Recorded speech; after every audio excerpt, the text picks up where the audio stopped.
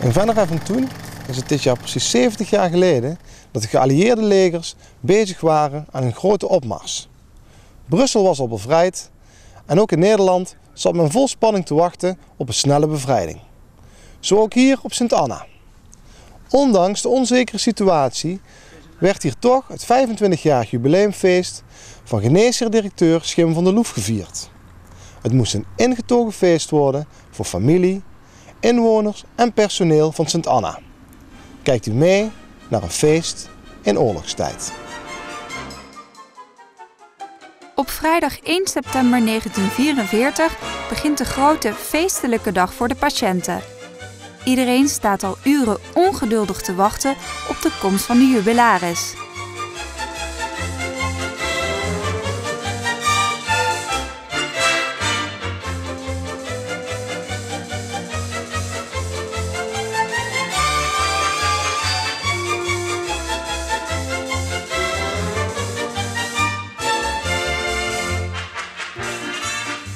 Na lang wachten komt uiteindelijk de jubilaris met zijn mooi versierde wagen aan bij de ingang van Sint Anna.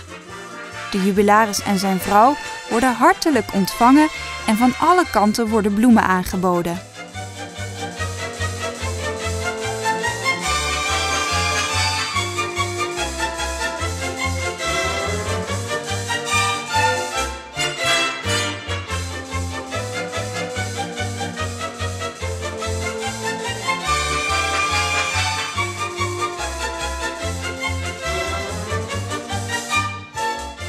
Onder begeleiding leuk uitgedoste patiënten en verpleegsters op versierde fietsen gaat de stoet richting het feestterrein op de speelweide.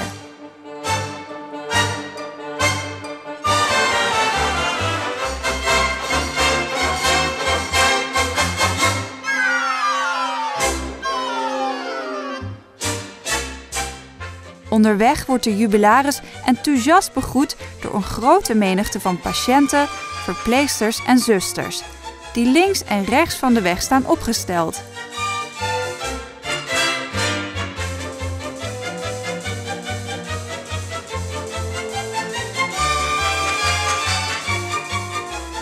Ook de geëvacueerde patiënten van Sancta Maria uit Noordwijkerhout zijn van de partij. Zij waren door het oorlogsgeweld al eerder naar Venray geëvacueerd en ondergebracht op Sint Anna.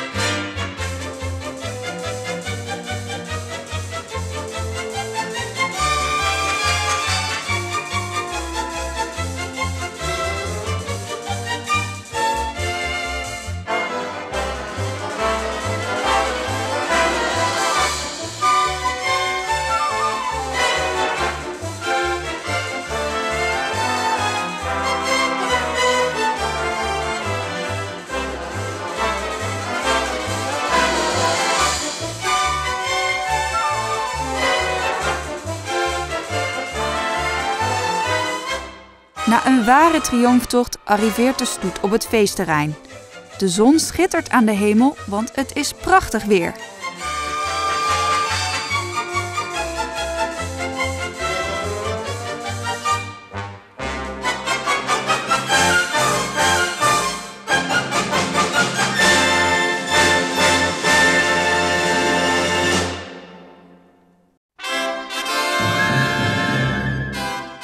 Wanneer iedereen aanwezig is, kan het tuinfeest beginnen. Massaal wordt door de patiënten het welkomstlied gezongen.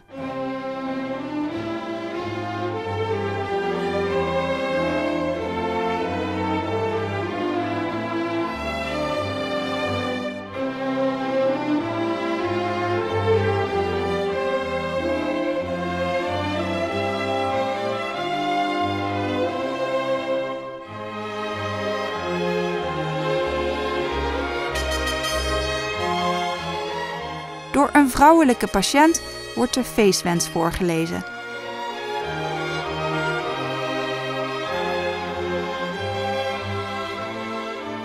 Zij biedt namens de patiënten een groot wandbord aan. En uiteraard horen daar ook bloemen bij.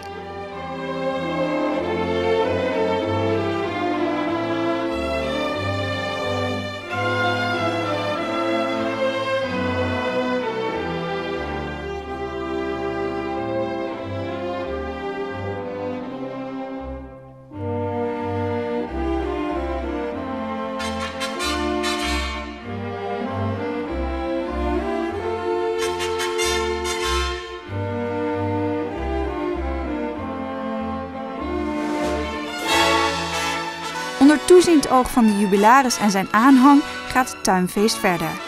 Er begint nu een prachtig schouwspel, bestaande uit diverse uitvoeringen met muziek en dans.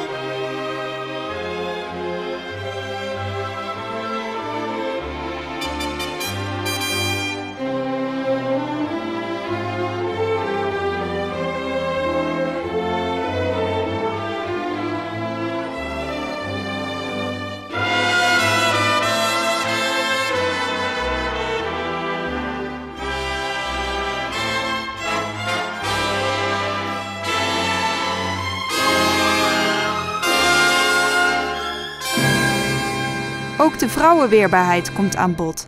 Vandaar dat deze kostelijke sergeant-majoor eveneens haar felicitaties op een leuke manier komt aanbieden.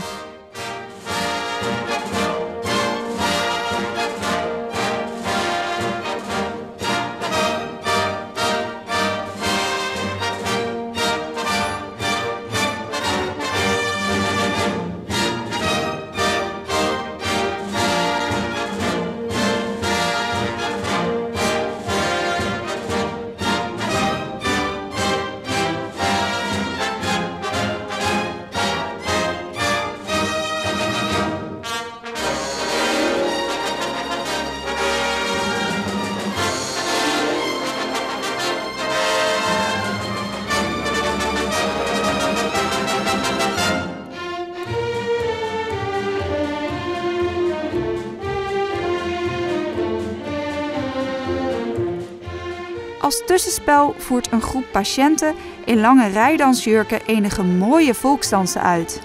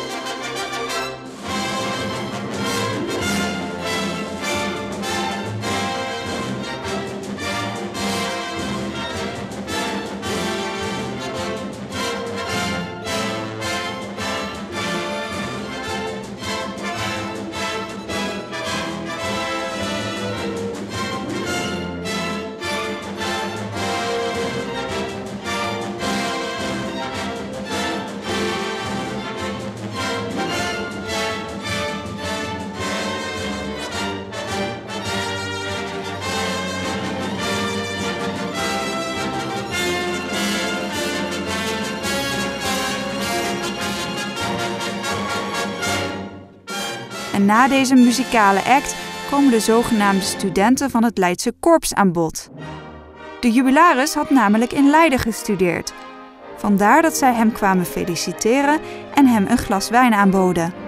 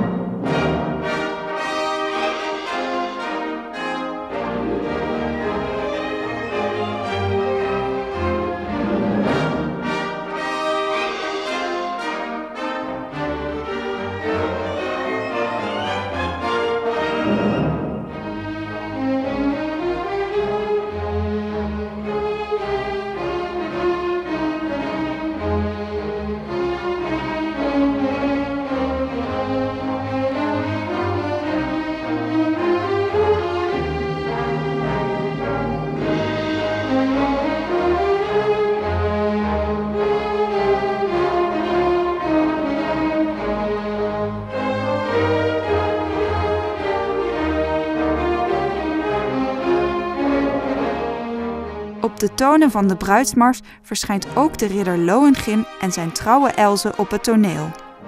Staande in zijn boot bezinkt Lohengrin zijn lange reis om in Venray deel te kunnen nemen aan de feestvreugde en zijn gelukwensen aan te kunnen bieden.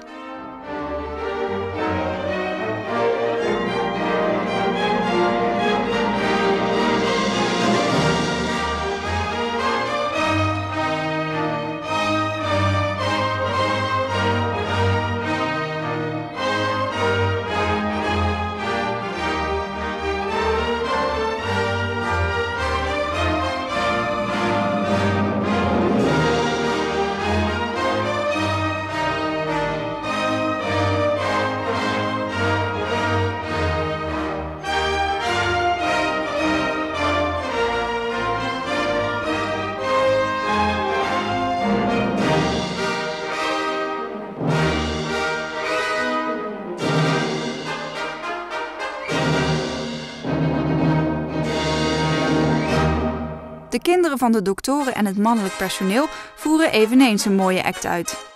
De koning en zijn koningin laten door 2 herauten het hof bijeenroepen om te overleggen wat voor een cadeau de jubilaris wordt aangeboden.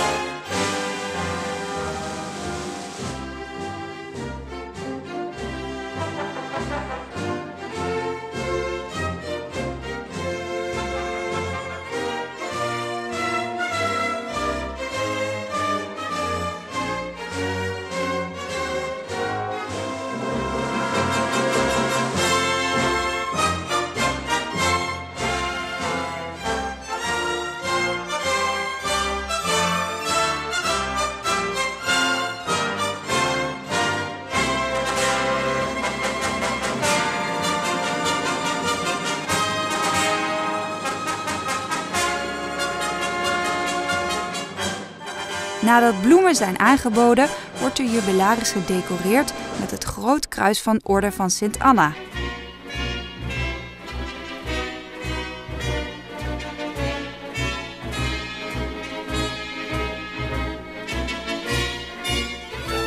En tot slot wordt door weer een groep patiënten een mooi stukje gymnastiek opgevoerd.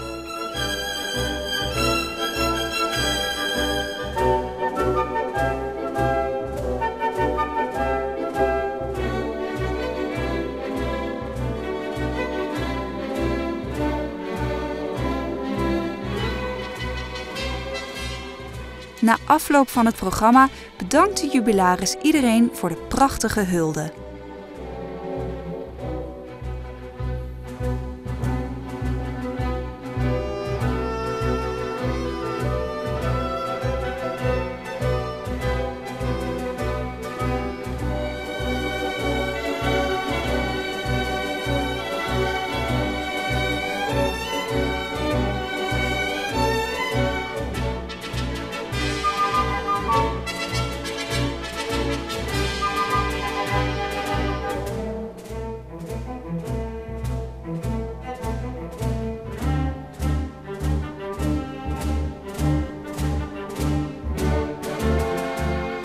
Zodra de jubilaris weg is, spoedt iedereen zich naar de eetzalen voor het feestdiner.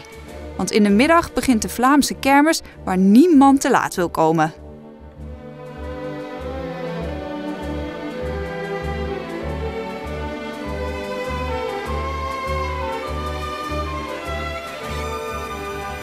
Voordat de kermis geopend is, draait de draaimolen al. Hij is druk bezet. Speciaal voor dit feest is de draaimolen na 5 jaar weer tevoorschijn getoverd.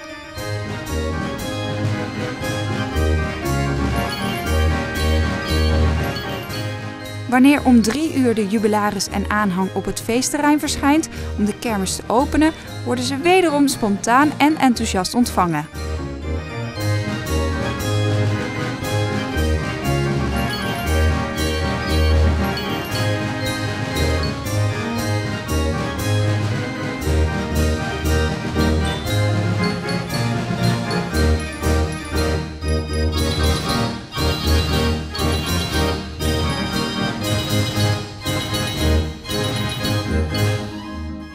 Zuster Godelieve en mevrouw Dijkmans hebben het er maar druk mee en brengen nog vlug een paar prijzen voor de kermis.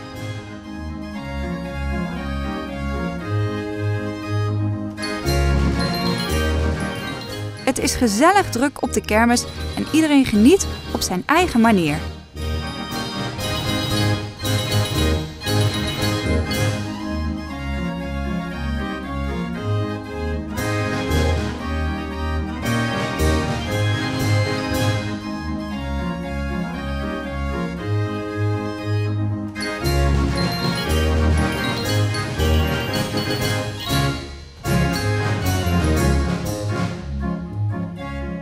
Ook het ijskraampje op de kermis doet goede zaken. De jubilaris en aanhang genieten zichtbaar van een lekker ijsje.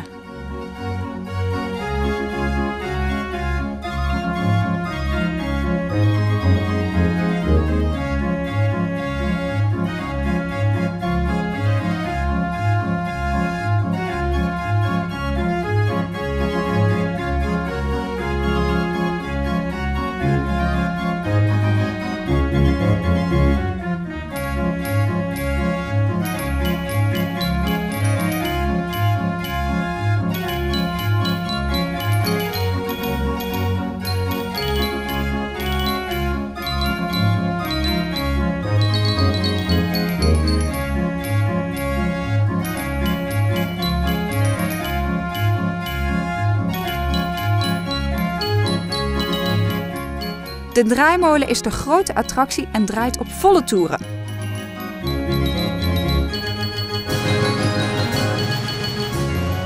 De patiënten kunnen er maar geen genoeg van krijgen. Maar dan is het de beurt aan de jubilaris en zijn gevolg.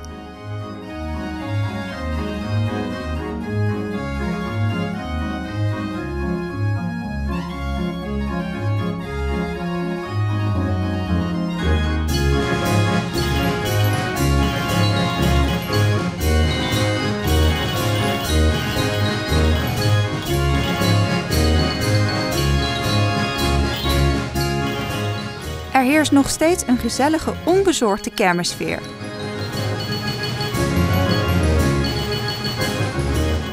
Volwassenen worden als kinderen.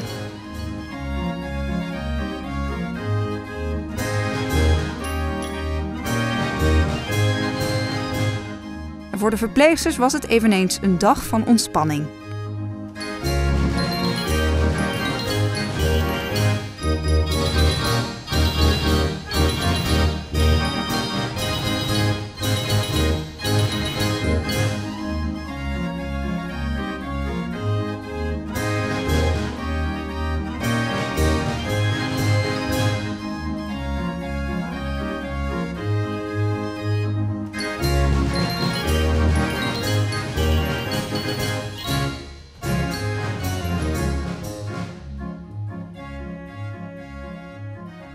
Tijdens de feestelijkheden voeren de verpleegsters eerder al in het zusterhuis de revue Tutti Frutti uit.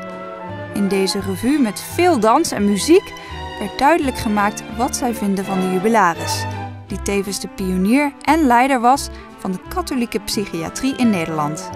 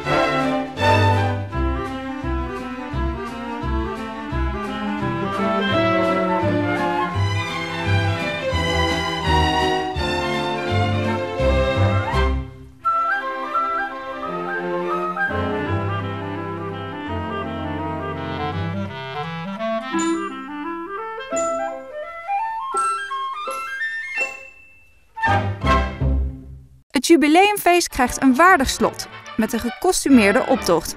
Het défilé der 11 provinciën. Ieder paviljoen vertegenwoordigt een andere provincie.